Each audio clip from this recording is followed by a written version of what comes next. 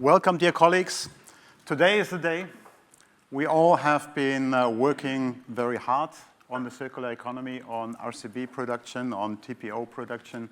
Now is the day where we can sit back, listen to new topics of the industry, new technologies, also to do business and to talk with business contacts in the networking breaks. Today is the day. I want to thank you, especially our three sponsors, Team Infinitaria, who sponsored the stage. Where are you? Can I see some hands? There. Thank you. Team Mars Mineral, who sponsored the app. Where's Mars Mineral? Thank you very much. And Team Neumann Esser, who sponsored the drinks reception. Where's Neumann Esser? Over there. Thank you very much. So, a little bit about me. Of course, I'm the co-founder of this conference. I work and as a business scout in carbon materials, and I also bring recovered carbon black and carbon black to YouTube. I have with my colleague Paul Eiter, who will present just after me. We're doing an industry reference report, which is called Prospects for Recovered Carbon Black. Today, we will present you working numbers. I will present supply numbers, and Paul will present updated demand numbers for recovered carbon black. That's a quote of a gentleman with whom I'm not affiliated in any way, but I think it's a nice motivation for this conference. A solution to the vicious funding circle is beginning to emerge. After all, it is the circular economy. And, you know, investment is still one of the biggest topics in the industry. I love this quote. So how did it all start? And those who have been in several conferences might have seen that picture already. That is Düsseldorf, Carbon Black World. Also in Qingdao, in the RCB Asia conference, I told the story. Back then, a very different business paradigm in the carbon black industry. Carbon black industry did not like to hear anything about recovered carbon black. And Peter, welcome Peter, by the way. Peter and I, we could do the only presentation, and I did a workshop with a speaking panel, François Terrade, my professional godfather, Serge da Silva. I don't think he's there, but Alpha Carbon, anybody? Where's Alpha Carbon? Cannot see, but Peter was there. Chris Norris. Where's Chris? He's talking about ash in the conference. And Scott Farnham from Kaltire. Scott is not there, but welcome, Rio. Where are you? Welcome. So that was the beginning, and there were 70 people. Actually, there were like 20 shares and 70 people. And then Smith has said, look, maybe you can do a conference. So we did the conference 2019 in Berlin. And it's a good thing when you can have a big company opening the presentation, the conference. And so this is François Masson from Michelin. And that conference was a huge success. Anybody from Michelin here? Where's Michelin? Over there. Welcome. You know, last year we had 388 people in the conference in Barcelona. This is Mark Giesemil from Neumann Esser. We had a very good event. Now, this year, you can see me chairing, presenting, and doing a panel in RCB Asia in Qingdao. We branched out the conference to Asia. So some people came off this community and went to Asia. We had a visit at EcoStar, pyrolysis operation, and 100% subsidiary of Double Star. I think it was a very good conference, very different flavor than Europe, and that was totally intended because I think the business paradigms in Europe and Asia are very, very different. So what is this conference about? It's about building the global community, and I think our industry needs a community and needs an instrument to talk, to collaborate. And I think it would be nice to even go further with an industry association eventually. But you can see from the workshop, 70 people, 160 people in Berlin. In RCB 20, we had an online conference because of COVID. in 21. And the funny thing is, when you look at the Recovered Carbon Black Europe logo, not the black one there, but you can see like orange leaves. And we had to push it back into the fall because we are hoping that we can do a live presence conference, and we could. RCB 21. 22, it was in Berlin again, and numbers increase. 23 last year was in Barcelona with 388. Now, this year, and this is old numbers from October 10th, where we had 266 people sign up, so really increasing the community, which is great. At that point, big thank you to everybody at Smithers, Nikki, Ellie, Arthur, Tom, Sabine, Steve, who are not there, but you've been rocking really, and thank you for creating that community. In the room today, 300 plus people. We don't know the exact number because some people signed up on the day, so big community. Most of our colleagues come from EMEA, some of Asia, Pacific, and Americas. Germany is the country with the most colleagues here in the room. UK, USA, India, France, Poland, Netherlands, and of course other countries. At that point, Belgium is a country where there will be a lot of growth in pyrolysis projects in Antwerp. Yesterday I had some sad news that actually a colleague has passed away, Bernard van der Wouw from Resource. I was shocked. He was very helpful, very nice and very knowledgeable gentleman. He passed away. And let's just take a little moment, remember him. And let's remind ourselves, we work very eagerly on the circular business, but our first responsibility is our health, and the second, our families, and then the business. So, and I know that colleagues are in hospital with heart surgery. We're all very passionate about our business, but health and family are super important. Now, who in detail is in the room? The biggest group is chemical recycling, and I say chemical recycling because it's not only pyrolysis, it's also other technologies. Tire industry, very obvious, good that the tire industry is present. Carbon black industry increasingly has engaged with chemical recycling companies. Fantastic. Of course, consulting, it's a very, very complex industry. And you can't know everything, so it's good to have specialized consultants helping the companies. Equipment companies, rubber, non-tire rubber companies. ELT supply, so end-of-life tire supply, is super important because for the big projects, how do you get 100,000 tons of end-of-life tires? One thing I want to highlight is, and that's a mega trend for this year, I see oil traders move in with big speed. And oil traders like Vitol, like Count Energy, like Trafigura, like Freepoint, they might already do plastic pyrolysis. Now they look at tire pyrolysis. They also look at biomass and wood pyrolysis. Of course, the sexiness of biogenic carbon is that you have a negative scope 3 footprint.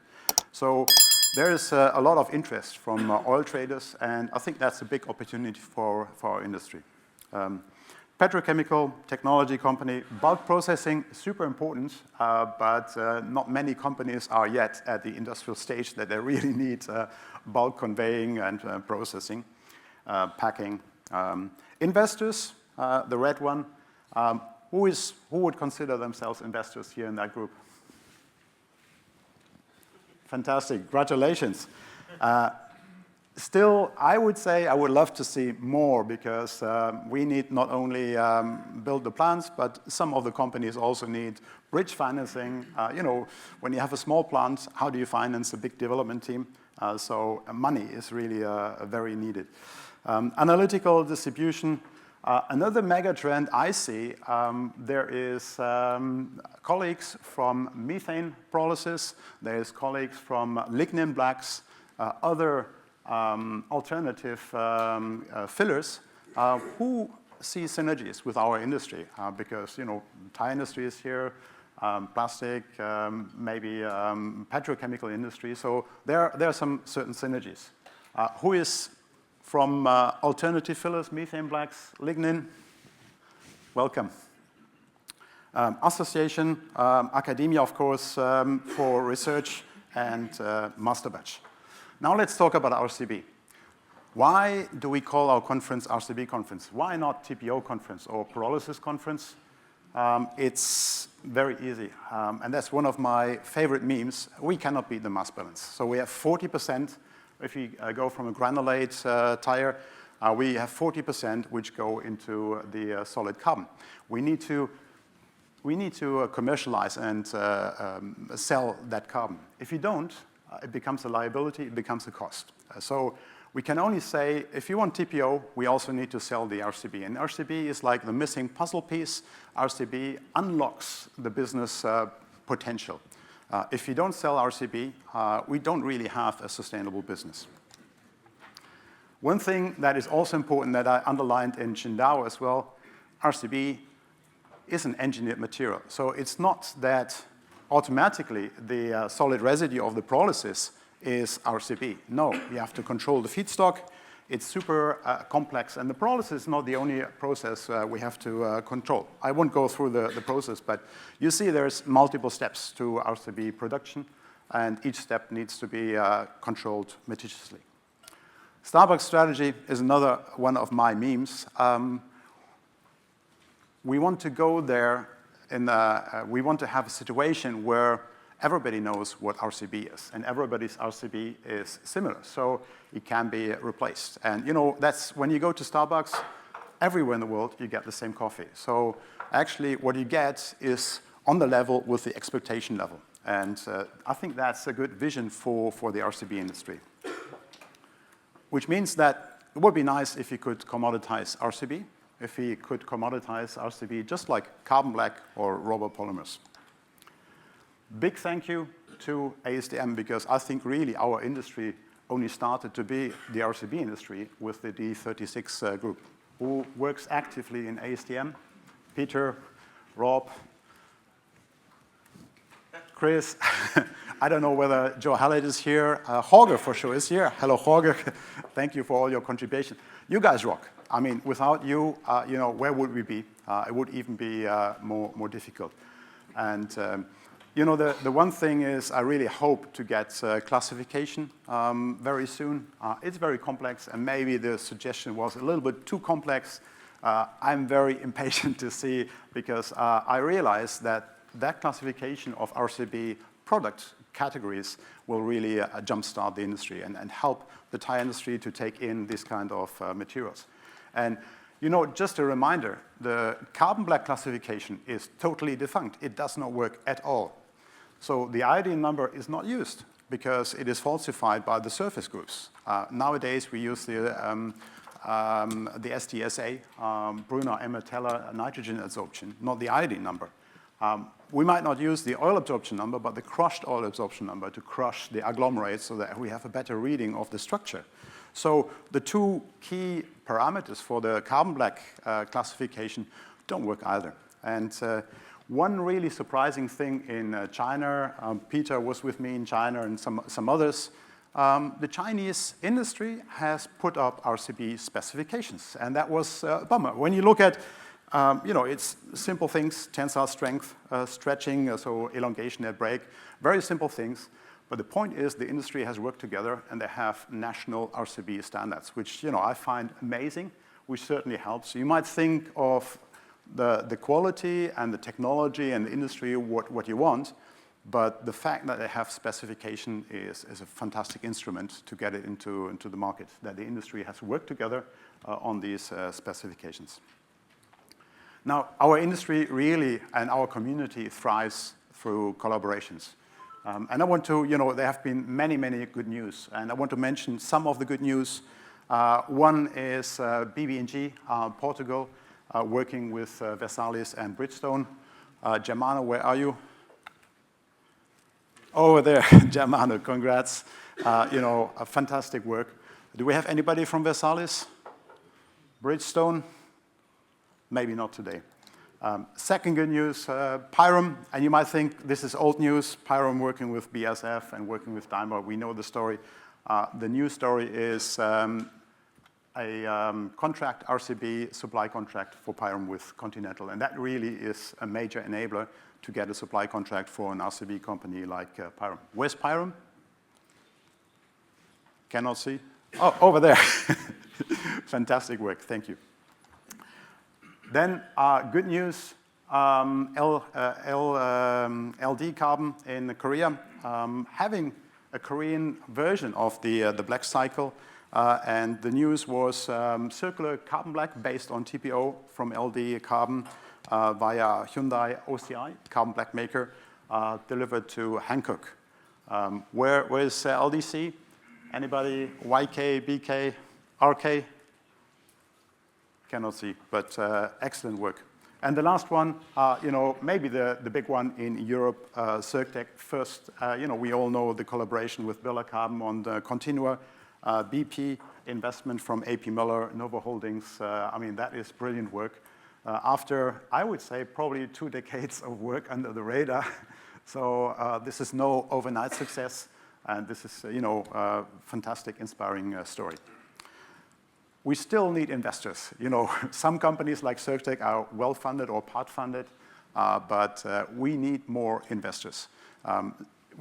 Even with the good news, some of the companies are still cash depleted, so they need support from the industry to build the supply chain.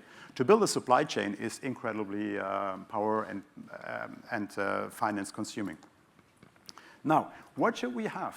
It has been said in Carbon Black Vienna, we might have 1.7 million tons of tire pyrolysis oil. So from the mass balance, we should have 1.4 million tons of RCB. But guess what? We don't. What could we have? So this is my figure and Paul's figure, working figure. We think by 2030, we might have globally 589,000 tons of RCB. And of course, it's really difficult to define where's the point, what is RCB? Do Chinese companies, how much RCB do Chinese companies manufacture? Whom to consider in India? In Europe, it's easier because the level of expectation is much higher, and the level of opportunism is a little bit lower. It's a different business driver, but I think this is great. And when we look at our previous forecast, Paul's and my forecast, in actually the close years, this year, next year, and the year after, in the first 2 years, we fall short of our previous forecast. It's very obvious. Last year was actually a slow year for the industry, a lack of finance, lack of investors. But actually 26, looking at the projects, and we really take a grain of caution qualifying the projects we add up for the capacity, is adding up nicely. Then, of course, it is plateauing a little bit. Why is it plateauing? Because nobody announces projects like 10 years out. So, 5 years out, 6 years maximum out is what companies work on. And of course, you have projects in the pipeline. But the further out you go, the more, the more mushy is the prediction. So that as a little inspiration and introduction to the conference. Today, actually, I have the leisure of having several shares after me, so I don't need to chair the whole conference. We're now in session 1, market trends and business updates. In session 2, Alex Bowles from Orion will chair.